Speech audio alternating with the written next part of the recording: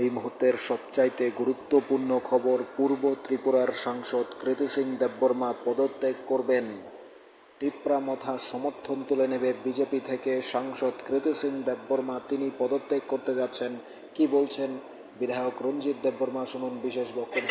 এবং আমাদের মাননীয় যে এমপি কৃতি সিং দেবী, উনিও সমর্থন বিজেপি থেকে রিটার্ন দেওয়ার জন্য উনি তৈরি হয়ে গেছেন।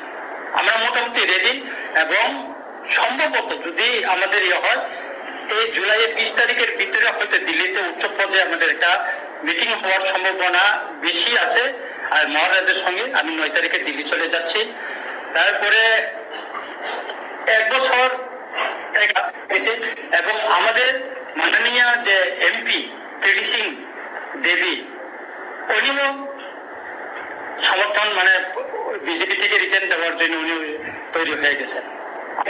বলেছি আমরা রেডি আছি সরকার থেকে, কারণ কেন আমরা সরকার থেকে নেমে যাব বা আমাদের সমর্থন প্রত্যাহার করব, এটা মোটামুটি আমরা রেডি হয়ে গেছি।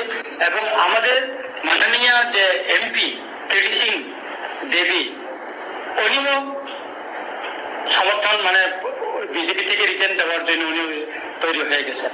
আমরা মোটামুটি রেডি এবং সম্ভবত যদি আমাদের হয় এই জুলাইয়ের 20 তারিখের ভিতরে হয়তো দিল্লিতে উচ্চ পর্যায়ে আমাদের একটা মিটিং হওয়ার সম্ভাবনা বেশি আছে। আর মহারাজের সঙ্গে আমি 9 তারিখে দিল্লি চলে যাচ্ছি।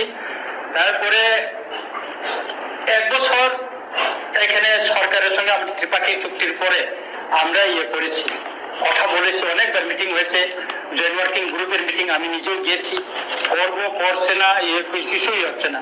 ত্রিপুরাতেও যে হচ্ছে, এখানে তো কিছু করছে না। আমরা বারবার মাননীয় মুখ্যমন্ত্রীর সঙ্গে দেখা করেছি বিভিন্ন বিষয়ে, কিন্তু কিছুই হচ্ছে না। তাহলে আপনি সরকারের থাকার কি অর্থ আছে? আপনারা বলুন, ত্রিপাক্ষিক চুক্তি 1 বছর হয়ে গেল, বেশি ইলেকশন হইতেছে না। এখানে 125 অ্যামেন্ডমেন্ট বিল করে এডিসির হাতে ক্ষমতা পাঠানোর কথা, দেওয়ার কথা, এটা আমার কথা না। 2018 এবং 2023 বিধানসভার যে নির্বাচনের যে ম্যানিফেস্টো, বিজেপির ম্যানিফেস্টো, সেখানে আছে। সেটা আজকে সংসদে তুলে দেওয়ার বিল পাস করার জন্য না,